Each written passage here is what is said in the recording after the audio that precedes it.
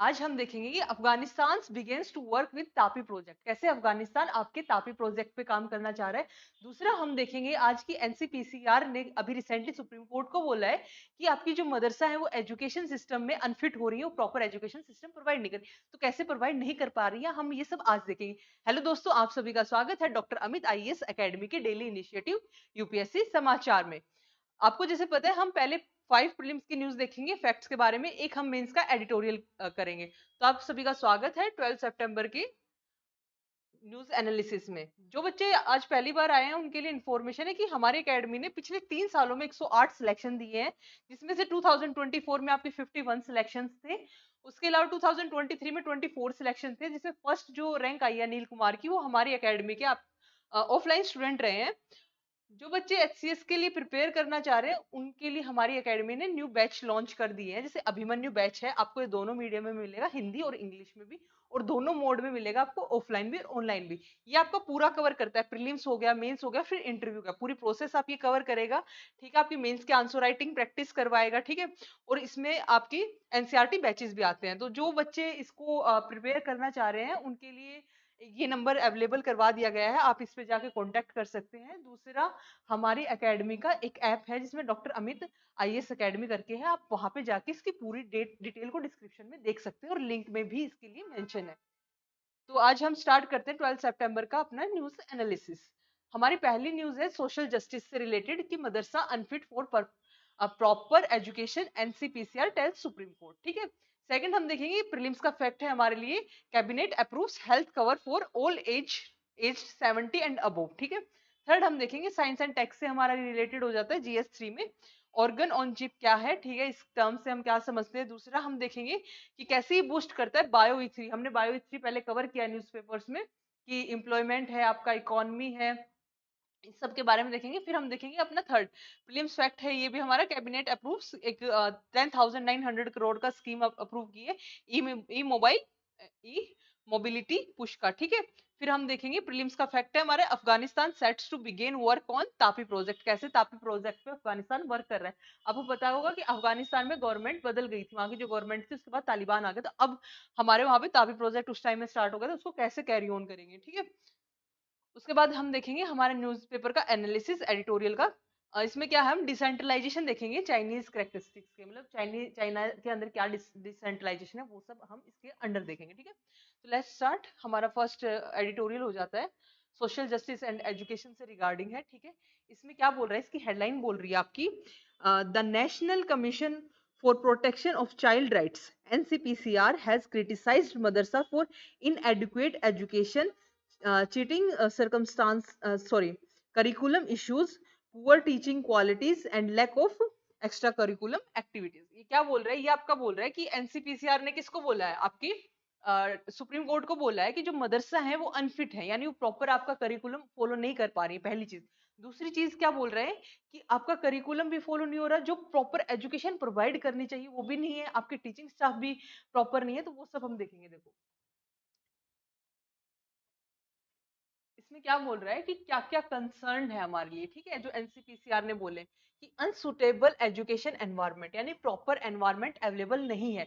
Unsuitable से आप क्या समझते हैं कि focus on religious text rather than A comprehensive curriculum. देखो क्या बोल रहा है कि आपका ना प्रॉपर आपका जो फोकस है वो किस एरिया पे, आपके रिलीजन की एजुकेशन को प्रोवाइड करने में, रेदर देन एक प्रॉपर करिकुलम हो कि आपको ना सोशल इश्यूज के बारे में पढ़ाया जाए, आपको एथिक्स का पढ़ाया जाए। ठीक है, आपको प्रॉपर साइंस की नॉलेज दी जाए। तो एक जो प्रॉपर करिकुलम होता है, आप देखते हैं कि मैथ हो गया, साइंस हो गया, आपकी हिंदी होगी, आपके सोशल सब्जेक्ट हो गए, उनकी बजाय आपको किस पे फोकस करवाया जा रहा है, रिलीजन के ऊपर। दूसरा क्या बोल रहे हैं, करिकुलम इश्यूज है वही, कि आपकी जो करिकुलम इशू में क्या है, जैसे कि आपके एनसीईआरटी बुक है उनको इंक्लूसिवली नहीं पढ़ाया जा रहा है। एनसीईआरटी की ओवरव्यू देते हैं, बट जो आपका पूरा फोकस है वो किस चीज पे है, इस्लामिक सुपरमेसी ऐसी चीजों पे। ये कौन बोल रहा है, ये एनसीपीसीआर बोल रहा है आपको। ये जो एक संस्था है जो आपका देखती है कि चाइल्ड प्रोटेक्शन को, उनकी एजुकेशन को, तो वो बोल रही है सुप्रीम कोर्ट को। ठीक है, उसने दूसरा क्या बोला है कि आपका इंसफिशिएंट है जो एनसीईआरटी की एजुकेशन। तीसरा क्या बोला है, टीचर क्वालिटी। टीचर क्वालिटी में क्या है, ट्रेडिशनल मेथड है। ठीक है, इरेगुलर है, प्रॉपर उनको ट्रेनिंग नहीं है, ट्रेडिशनल जो पहले अपने मेथड्स चलते थे वो सब फॉलो करे जा रहे हैं। ठीक है, अनरेगुलेटेड है। ठीक है, उसके बाद क्या बोले, lack of extra curricular activities, जैसे एक्स्ट्रा करिकुलर एक्टिविटीज में क्या होता है हमारे, जैसे गेमिंग होती है, ठीक है, आपके सोशल थिंग्स होती है, जैसे सोशल थिंग्स में क्या होते हैं, ग्रुप डिस्कशन हो गया, डिबेट एंड डिस्कशन हो, बहुत सारी एक्टिविटी होती है, जैसे डांस परफॉर्मिंग हो गया। तो ऐसी कोई चीज नहीं है वहाँ पे, सोशल प्रोवाइड एसेंशियल जो social and seen as the, sorry, आपका क्या एक्सपेरिमेंटल लर्निंग अपॉर्चुनिटीज नहीं प्रोवाइड करी जा रही, यानी सोशल जो आपको करिकुलम एक्टिविटीज होती हैं वो नहीं प्रोवाइड की जा रही। उसके बाद क्या बोल रहा है, वोलेशन ऑफ द कॉन्स्टिट्यूशनल राइट, जो आपका आर्टिकल 28(3) क्या बोलता है कि जो नॉन मुस्लिम स्टूडेंट्स है मदरसा के अंदर, तो उनको ना क्या मतलब आपके प्रोहिबिशन है फोर्स रिलीजियस इंस्ट्रक्शन। आर्टिकल 28(3), आपको पता है राइट टू रिलीजन से कौन से आर्टिकल डील करते हैं, 25 to 28। तो आर्टिकल 28 की क्लोज 3 में क्या बोला जाता है, वहां पे आपके ये दिखाया जाता है कि किस स्टेट में आपकी वॉलंटरी किस में नहीं है, ठीक है। तो आपके अगर कोई स्टेट फंडेड इंस्टीट्यूट है, आप वहां पे अपनी रिलीजियस प्रैक्टिस नहीं दे सकती, आप स्टेटिक से कवर करो, ठीक है। तो इसमें क्या बोले, प्रोहिबिशन है किसी भी नॉन मतलब जो मुस्लिम स्टूडेंट है उसको प्रोहिबिशन है कि मतलब फोर्सफुली आप नहीं करवा सकते, अगर वो इच्छा से करना चाह रहे हैं तो वो वॉलंटरी ले सकता है, बट आपको उस पर फोर्सफुली नहीं करवा सकते। तो ये वॉयलेशन किसका है, कॉन्स्टिट्यूशनल राइट का है। ऑपरेशनल कंसर्न है, ऑपरेशनल कंसर्न क्या है, लैक ऑफ होलिस्टिक इन्वायरमेंट, उनको प्रॉपर इन्वायरमेंट नहीं मिल रहा है, जो प्रॉपर लर्निंग का एक इन्वायरमेंट होना चाहिए एज ए स्टूडेंट, ठीक है, उनकी ग्रोथ में। वे फॉरवर्ड क्या बोल रहा है कि करिकुलम रिफॉर्म लेके आओ। करिकुलम रिफॉर्म में क्या है कि बैलेंस्ड करो, ठीक है। आपके अगर आप रिलीजियस दे रहे हो तो आपको उसको बहुत कम रखो, और आपको जो उसके माइंड डेवलपमेंट के लिए, उसकी पूरी इंक्लूसिव डेवलपमेंट के लिए अदर सब्जेक्ट है उनको वो प्रॉपर दो, ठीक है। उसके बाद क्या है, टीचर ट्रेनिंग। टीचर ट्रेनिंग में क्या है कि आपके जो टीचर्स है उनको ट्रेन करो प्रॉपर, है ना, उनको ट्रेनिंग प्रोवाइड करो, वो रादर देन वो मतलब पुराने ट्रेडिशनल मेथड से उनको मॉडर्न मेथड्स पे लाओ, स्मार्ट क्लास पे लाओ, है ना। उसके बाद क्या बोला, एक्स्ट्रा करिकुलम, जैसे देखो क्या बताया था मैंने, आपकी प्रॉब्लम होती है उनका सॉल्यूशन उनके बिल्कुल अपोजिट होता है, जो प्रॉब्लम्स है उनके सॉल्यूशन देते जाओ। सेम ऐसे इसने कर रखा है कि एक्स्ट्रा करिकुलम इंटीग्रेशन लाओ, सोशल एक्टिविटीज होगी। उसके बाद क्या हो रहा है, रेगुलेटरी ओवर साइट, इसमें क्या बोल रहा है कि मदरसा ऑपरेशन चलाओ, फंडिंग ट्रांसपेरेंसी होनी चाहिए, कितना फंड आ रहा है, कहाँ जा रहा है, उसको प्रॉपर देखो। उसके बाद क्या है, कॉन्स्टिट्यूशनल कॉम्प्लिकेशंस को कम करो, जो नॉन मुस्लिम स्टूडेंट्स हैं उनके रिगार्डिंग भी आप सोच के उस चीज को प्रोवाइड करो, है ना, मॉनिटरिंग करो, इवेल्युएशन करो प्रॉपर, ठीक है। ये आपका आर्टिकल यहाँ पे खत्म होता है। सेकंड हमारा है प्रीलिम्स फैक्ट के regarding, Union Cabinet led by Prime Minister Narendra Modi approve extending Ayushman Bharat Pradhan Mantri Jan Arogya Yojana, ठीक है, ABPM जय। इसमें क्या बोल रहा है, कवरेज बोला to all senior citizen age 70 and above, providing 5 lakh health insurance, enhancing benefit for आपके एल्डरली सिटीजन को। इसमें क्या बोल रहा है आपके, इसमें बोल रहा है कि जितने भी आपके वो हैं 70 से अबोव, आपके जितने भी एज्ड पीपल्स हैं, ठीक है, सीनियर सिटीजन्स हैं, उनको क्या प्रोवाइड किया जाएगा, उनको प्रॉपर प्रोवाइड करवाया जाएगा, आपका आयुष्मान के अंडर आएंगे वो, ठीक है। उनको 5 लाख का जो बेनिफिट है वो प्रोवाइड करवाया जाएगा, ई रिस्पेक्ट ऑफ उनकी फाइनेंशियली सिचुएशन, कि बहुत ज्यादा अगर उसके पास रिच है, उसके पास पेंशन आ रही है, तो भी वो उस स्कीम के अंडर आएगा, ठीक है। तो इसमें यही बोल रहा है, रिगार्डलेस ऑफ इनकम, कितनी इनकम है उसको नहीं मेजर किया जा रहा, ठीक है। तो इसको रखना, क्योंकि अगर पूछ लिया जाए आपकी, जैसे प्रीलिम्स में ही पूछ लिया जाए कि आपकी जो पीएम आयुष्मान जो भी स्कीम है उसके अंडर आपके 70 से अबोव है, जिनकी इनकम 8 लाख से कम मतलब कम है, ऐसा बोल दिया जाए तो ये क्वेश्चन गलत हो जाएगा, कि रिगार्डलेस ऑफ इनकम, ठीक है। उसके बाद ये उनके बता रखे कि 6 करोड़ सीनियर सिटीजन को प्रोवाइड की जाती है, 4 करोड़ फैमिलीज हैं, ठीक है। इसमें देखो सीनियर सिटीजन के लिए और कौन सी स्कीम है, जैसे आपके आपके सेंट्रल गवर्नमेंट हेल्थ स्कीम होगी, आपकी ex serviceman contributory health scheme होगी, आपकी चूज बिटवीन, मतलब इनमें से आप तीनों स्कीम में से कोई भी चूज कर सकते हो, आपको एक स्कीम का बेनिफिट मिलेगा, ठीक है। ये सारा आपका आर्टिकल इसके रिगार्डिंग में था। नेक्स्ट हमारा हो जाता है साइंस एंड टेक्स से। इसमें देखो हमने बायो E3 के बारे में पढ़ा था, ठीक है। बायो E3 में हमने 3 वर्ड्स देखे थे। इससे क्या था, बायो से क्या था, बायोटेक्नोलॉजी। इससे था क्या था, एम्प्लॉयमेंट। सेकंड ई से इकोनॉमी, थर्ड से हमारा इन्वायरमेंट था। तो देखो हमने क्या पढ़ा था, हमने ये आर्टिकल क्या था, अगर आप रेगुलर स्टूडेंट होगे तो बायो थ्री से हमने क्या किया था कि इसे एनवायरनमेंट को प्रोटेक्ट करो, हमारी जो बायोटेक्नोलॉजी है वो एनवायरनमेंट को प्रोटेक्ट करे। जैसे हम क्या ला रहे हैं, इथेनॉल ब्लेंडिंग की प्रोसेस ला रहे हैं, हम और भी चीजें ला रहे हैं, ठीक है, जो आपके ना एनवायरनमेंट में हेल्प करे, इकोनॉमी में हेल्प करे। जैसे आप ड्रग्स बना रहे हो, अभी इसमें ऑर्गन चिप का बात आई हुई है, तो आप उसको ना, जैसे कि आप एक माइक्रो चिप्स होती हैं जो कैंसर को ट्रीट करने के लिए आपकी एक टेक्नोलॉजी आई, मतलब अभी प्रोसेस में है कि आपके वहां पे जो सेल्स जनरेट हो रहे हैं उनको जाके वहां पे ही खत्म कर दे, फिर अगर हम उनको प्रोड्यूस करने लग जाए, उनका हम ट्रेड भी कर सकते हैं, तो ये क्या इकोनॉमी में हेल्प करता है, हम बहुत सारी चीजें बना सकते हैं, प्रोडक्ट्स बना सकते हैं, तो वो क्या करते हैं आपके इकोनॉमी में इनहेंस करेंगे। इससे क्या होगा, बायोटेक से क्या होगा, आपकी एम्प्लॉयमेंट जनरेशन होगी, आपके रिसर्च एंड डेवलपमेंट का एरिया खुलेगा, ठीक है। तो बायो ई3 के लिए क्या है, इसमें क्या बोल रहा है, the government of India introduce bio ई3 पॉलिसी टू एडवांस किसको, आपकी बायोटेक्नोलॉजी को। सेकंड बोल रहा है एम्फेसाइजिंग प्रिसीजन थ्रीपेटिकल जो भी है आपका एंड बायोलॉजिक्स। इसमें ये क्या बोल रहा है कि बायो ई3 बेसिकली किस चीज के एडवांस के बारे में चल रही है, ठीक है। तो इसमें हम नीचे चलेंगे, देखो इसमें टर्म आई है bio on chip technology offer accurate drug testing and disease modelling. देखो इसमें सबसे पहले हमें पता होना चाहिए ऑर्गन ऑन चिप प्रोसेस क्या होती है, ठीक है। इसमें आपके नीचे है आपकी ऑर्गन ऑन चिप। देखो ऑर्गन ऑन चिप टेक्नोलॉजी क्या इन्वॉल्व करती है कि माइक्रो फ्लूइडिक डिवाइस होता है that replicate the physiological function of human organs on A miniature scale. इसका मतलब क्या है, ध्यान से सुनो। ऑर्गन ऑन चिप का मतलब ये है कि ऑर्गन ऑन चिप यानी आपकी जैसे ऐसा बायोलॉजिकल फ्लूइड है, आपके सेल हो गए, आपके टिश्यू हो गए, उनकी मिमिक्री करेगा। जैसे मिमिक्री का मतलब नकल करना, जैसे आपकी सेल क्या फंक्शन कर रही है, जैसे मेरी आंखों की सेल देखने का फंक्शन कर रही है, मेरी मसल सेल पकड़ने का फंक्शन कर रही है, ठीक है। ऐसे स्किन की सेल्स होती है, तो हर एक सेल्स का, हर एक टिश्यूज का फंक्शन होता है। तो वो ये ऑर्गेनिक जो चिप होंगी, ये उनका फंक्शन को क्या करेंगे, मिमिक्री करेंगे। इससे क्या हमारी हेल्प होगी, अभी हम क्या करते हैं, चूहों को पकड़ते हैं, उसी पे ये आर्टिकल है। हम ही क्या करते हैं, एनिमल्स को लेते हैं, जैसे चूहे हो गए है ना, रेट्स हो गए, आपके मंकी हो गए, आपके पिग हो गए, इन पे क्या करते हैं, हम टेस्टिंग करते हैं। इन पे टेस्ट करने के बाद फिर हम ह्यूमंस पे टेस्ट करते हैं। ह्यूमंस के टेस्ट के बाद उस चीज को, जैसे वैक्सीन है, उसको लीगलाइज करते हैं, उसको हम लेके आते हैं।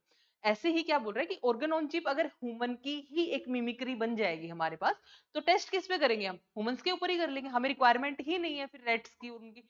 चलो अगर एक महीने में अगर हम उनको भी यूज कर रहे हैं, तो हमको अच्छा एक वो आइडिया हो जाएगा कि ह्यूमन के ऊपर क्या इम्पैक्ट पड़ने वाला है इसका, है ना। तो ऑर्गन ऑन चिप क्या है, माइक्रोफ्लूइड डिवाइस है, ठीक है। क्या रेप्लीकेट मतलब आपकी कॉपी करना होता है, ठीक है, किसका, ह्यूमन ऑर्गन्स का मिमिक्री करता है। कंपोनेंट्स क्या हो गए, जैसे सेल हो गए, टिश्यू हो गए, engineered micro environments to mimics हो गए, ठीक है। ये आपके जो माइक्रो इन्वायरमेंट में जो भी आपके ऑर्गन्स हो गए, ह्यूमन ऑर्गन्स की कॉपी करेगा। पर्पस क्या है इसका, पर्पस देखो यहाँ पे भी क्लियर था इसका पर्पस, यहाँ पे एक लाइन में बोल रहे हैं कि ड्रग्स टेस्टिंग, यानी ड्रग्स को टेस्ट करने के लिए। सेकंड क्या बोल रहा है आपका, डिजीज मॉडलिंग, अगर कोई डिजीज आती है तो उससे हम कैसे टैकल कर सकते हैं, ठीक है। ये जैसे डायग्राम में बता रहे हैं कि ह्यूमन बॉडी है, ठीक है, आप उसमें माइक्रोफ्लूइड लो, सेल कल्चर करो, बायोप्रिंटिंग करो, है ना। आपको डीएनए का आइडिया हो जाएगा कि कैसा आपका डीएनए, उसकी बायोप्रिंटिंग करो। जो आपकी सेल्स है उनका जो फ्लूइड्स है, उस फ्लूइड को उस पर डालो, इंसर्ट करो, ठीक है।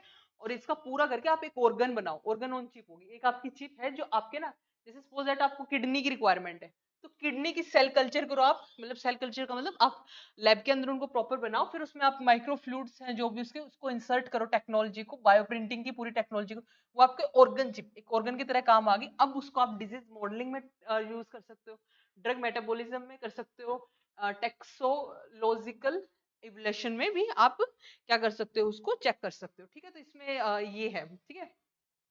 उसके बाद पर्पस मैंने बता दिया आपका, डिजीज मैकेनिज्म को देखने के लिए होता है, कंट्रोल करने के लिए होता है। बायो ई3 पॉलिसी क्या है आपकी, हाँ यहाँ पे विजिबल है।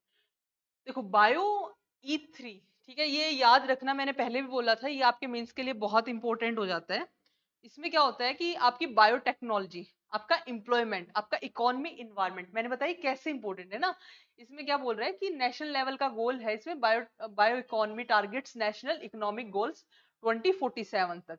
देखो एक है ना, ये सर्कुलर इकोनॉमी है जिसमें हम इन्वायरमेंट हो गया ना, हमारे वेस्ट हो गए, हमारे पास कुछ बायोटेक से ऐसी चीज बन जाए जिससे हम प्लास्टिक इजीली डिग्रेड कर दें, तो हमारे लिए कितनी बड़ी इन्वायरमेंट की जो प्लास्टिक पॉल्यूशन है वो सोल्व हो जाएगा। हमारा जो एयर पॉल्यूशन है, अगर हमारे पास कोई ऐसी टेक्नोलॉजी आ जाती है, बायोटेक से कुछ ऐसी चिप्स आ जाती हैं, ऐसे कुछ ऑर्गेनिजम्स बना लेते हैं जो उसको कम करने में हमारी हेल्प करें, तो ये हमारे लिए एक बहुत बड़ा एडवांटेज होगा इन्वायरमेंट के अंदर। इकोनॉमी के अंदर मैंने बताया कि हम ऐसे ऐसी चिप को जनरेट करके उसको एक्सपोर्ट कर सकते हैं, या ऐसी जैसे प्रोडक्ट बना सकते हैं बहुत सारे, उसको हम एक्सपोर्ट कर सकते हैं, ठीक है। ग्लोबल लीडर के रोल प्ले कर सकते हैं हम यहाँ पे। तो इसमें क्या बोल रहा है आपका, इसमें बोल रहा है कि high performance of bio manufacturing in India, ठीक है। इसमें बोल रहा है bio manufacturing, bio AI hubs and bio foundries, ठीक है। Promoting green growth, green growth को क्या बोल रहा है, वही इन्वायरमेंट की ग्रीन ग्रोथ के बारे में बात कर रहा है कि कैसे हम हमारी बायो इकोनॉमी मॉडल्स को प्रमोट कर सकते हैं ग्रीन ग्रोथ में, सर्कुलर इकोनॉमी प्रैक्टिस में। ये सब वही बातें रिपीट कर रहे हैं अलग अलग कीवर्ड्स में। Strategic sector include bio based chemicals होंगे हमारे पास, बायोपॉलीमर्स होंगे, स्मार्ट प्रोटीन्स होंगे, फंक्शनल फूड होगा, precise and biotherapeutical, climate resilient agriculture, ठीक है। देखो अगर हमारे पास ऐसे मतलब बायो के चिप्स बन जाए या बायो, हमारी बायोटेक्नोलॉजी कहाँ यूज हो सकती है, हमारे एग्रीकल्चर में हो सकती है, जैसे बीटी कॉटन हम देखते हैं। और हमारे बहुत सारे एरियाज में जो हमें प्रॉब्लम होती है, जैसे कुछ ऐसे क्रॉप्स हैं जो सिर्फ गर्म एनवायरनमेंट में बनती है, कुछ ऐसे कोल्ड एनवायरनमेंट, तो हम उसको कैसे दूसरे एनवायरनमेंट में क्रिएट कर सकते हैं। तो बायोटेक्नोलॉजी बहुत बड़ा रोल प्ले कर रही है। ये आपके सारे कीवर्ड्स है कि कहाँ कहाँ रोल प्ले कर रही है। क्लाइमेट रेजिलिएंट एग्रीकल्चर मैंने अभी बताया आपको ना, फूड सिक्योरिटी को डील करने के लिए हो रहा है। कोई भी अगर कल को डिजास्टर आ रहा है उसको डील करने के लिए, क्लाइमेट चेंज हो गया, फूड सिक्योरिटी हो गया, ह्यूमन हेल्थ हो गया, नेट जीरो कार्बन इकोनॉमी में हमारी हेल्प करेगा। ये सारे कीवर्ड्स आप नोट डाउन कर सकते हैं ना, बहुत अच्छा आर्टिकल है ये। लाइफस्टाइल फॉर इन्वायरमेंट, अभी हमने बोला कि हम अच्छी लाइफस्टाइल जिएंगे, तो उस पे भी क्या बहुत हेल्प कर सकता है हमारा बायोटेक, इनहेंस करता है। एडवांटेजेस क्या है इसके, किसके एडवांटेजेस की हम बात कर रहे हैं, ऑर्गन ऑन चिप की। ऑर्गन ऑन चिप के एडवांटेजेस क्या है आपके, इनहेंस करता है एक्यूरेसी को, ठीक है। कि जैसे साइमल्टेनियसली आप ह्यूमन ऑर्गन बना लेते हो, मतलब एज एक्यूरेट आप किडनी आपकी, वैसे आपने किडनी आर्टिफिशियल डेवलप कर लिया, तो वो क्या करेगा, आपकी एक्यूरेसी को बढ़ाएगा, ठीक है। उसके बाद क्या है, कोस्ट इफेक्टिव है, रिड्यूस करता है टाइम को, क्विकर करेगा। एथिकल बेनिफिट्स है उसके, एथिकल बेनिफिट्स में क्या, अब आपको एनिमल्स पे एक्सपेरिमेंट करने की जगह की बजाय आप किस पे कर सकते हो, आप एक टेक्नोलॉजिकल जो आप प्रोड्यूस करोगे, जो आप बनाओगे, ठीक है, उस पे आप वर्क कर सकते हो। उसके बाद एप्लीकेशन क्या है, ड्रग डेवलपमेंट में, डिजीज रिसर्च में हमारे काम आएंगे, पर्सनलाइज्ड मेडिसिन में हमारे काम आएंगे, ठीक है। ये हमारी वो है, ठीक है। वही इसमें मैंने बता रखा है कि ऑर्गन ऑन चिप में हमारी न्यू ड्रग्स के टेस्ट में आएंगे, हमारी जीनोम स्टडी में, मतलब बहुत जगह काम आएगा, ठीक है। मतलब वाइडर एरिया है हमारा बेसिकली। उसके बाद हमारा नेक्स्ट आर्टिकल है, प्रीलिम्स फैक्ट है इसमें, PM electric drive resolution, PME drive आपकी स्कीम आई है, इसने फंड किया है 10,900 करोड़ का। हमारे लिए इंपॉर्टेंट क्या होता है, स्कीम में इंक्लूड किया, ई बस है, चार्जिंग स्टेशन है, जैसे हमारे अभी आजकल क्या ई बस का चलन बहुत ज्यादा हो रखा है ना, तो उसमें हमें क्या रिक्वायरमेंट है, हमें चार्जिंग स्टेशन की रिक्वायरमेंट है, तो वो हमारे लिए एक इंपॉर्टेंट एरिया हो जाता है। उसके बाद सब्सिडीज वेरियस इलेक्ट्रॉनिक व्हीकल्स पे है, ठीक है, कौन कौन से व्हीकल्स पे हम वो देख लेते हैं। इसमें इंक्लूड कौन कौन से, आपके टू व्हीलर है, आपके थ्री व्हीलर है, एम्बुलेंस है, ट्रक है, ठीक है। मतलब बस ये इतना ही इंपॉर्टेंट था कि एक ऐसी आपकी स्कीम लॉन्च की गई है ई व्हीकल के ऊपर, ठीक है, कौन कौन से आते हैं इलेक्ट्रॉनिक व्हीकल्स, वो इंपॉर्टेंट है। नेक्स्ट हमारा प्रीलिम्स फैक्ट है कि अफगानिस्तान ने अनाउंस क्या किया है कि 10 बिलियन तापी पाइपलाइन पे which will transport natural gas from Turkmenistan through Afghanistan, Pakistan, India. देखो इसमें इंपॉर्टेंट क्या है हमारे तापी प्रोजेक्ट में, ये हमारी किस चीज को एड्रेस करेगा, इसका एम देखो पहले। तापी प्रोजेक्ट का एम क्या होगा हमारा, रीजनल एनर्जी डेफिशिएट को हमारी वो करेगा, यानी जो हमारी एनर्जी डेफिशिएट, एनर्जी की कमी है उसको पूरा करेगा। सेकंड क्या बोल रहा है इसमें, सेकंड बोल रहा है कि इकोनॉमिक कोऑपरेशन होगा। देखो हमने एक आर्टिकल किया था, हमने उसमें क्या देखा था कि है ना, अभी हम देख रहे हैं म्यांमार में कूप हो गया है, अफगानिस्तान में हो रहा है, ठीक है, और आपका बांग्लादेश में चल रहा है, तो जो भी नई गवर्नमेंट आती है हमारे उसके साथ डीलिंग अच्छी हो। अब तालिबान आ गया अफगानिस्तान में, तो तालिबान के साथ हमारे जो पुराने प्रोजेक्ट है उसको हम कंटिन्यू करें, तो ये हमारा क्या शो कर रहा है, economic cooperation, regional energy deficit, ठीक है। अब यहाँ पे प्रीलिम्स के रिगार्डिंग आपका ये फैक्ट हो जाता है कि कौन कौन से देशों से ये जाता है, ठीक है, तापी प्रोजेक्ट।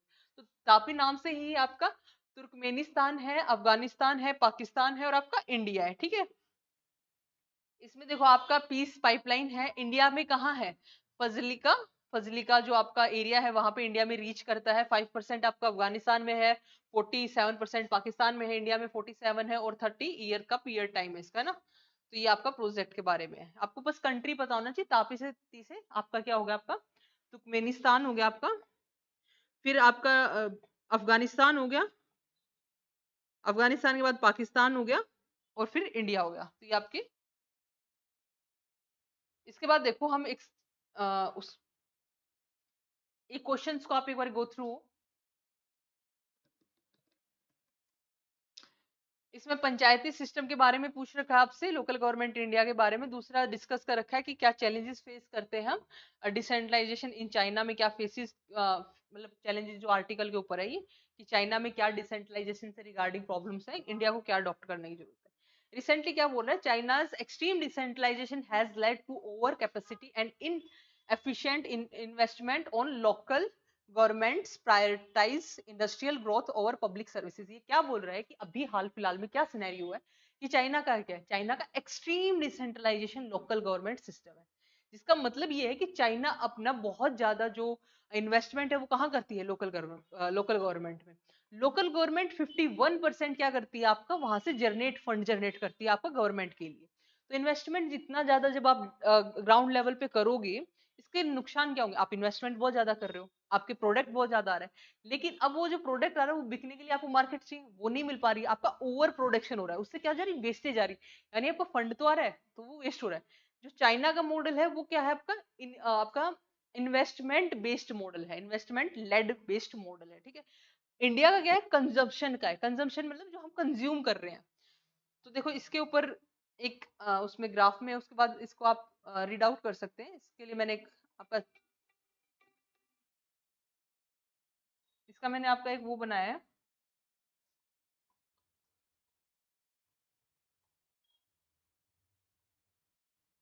देखो इसमें क्या बोला है, जैसे चाइना का डिसेंट्रलाइजेशन है, इंडिया का सॉरी यहाँ पे डिसेंट्रलाइजेशन आना चाहिए था, सेंट्रलाइजेशन लिखा गया है, ठीक है। तो यहाँ पे उसमें डिसेंट्रलाइजेशन मार्क कर लेना, ठीक है। तो चाइना का डिसेंट्रलाइजेशन में क्या है, 51% फंड किससे आता है आपका, लोकल गवर्नमेंट से आता है।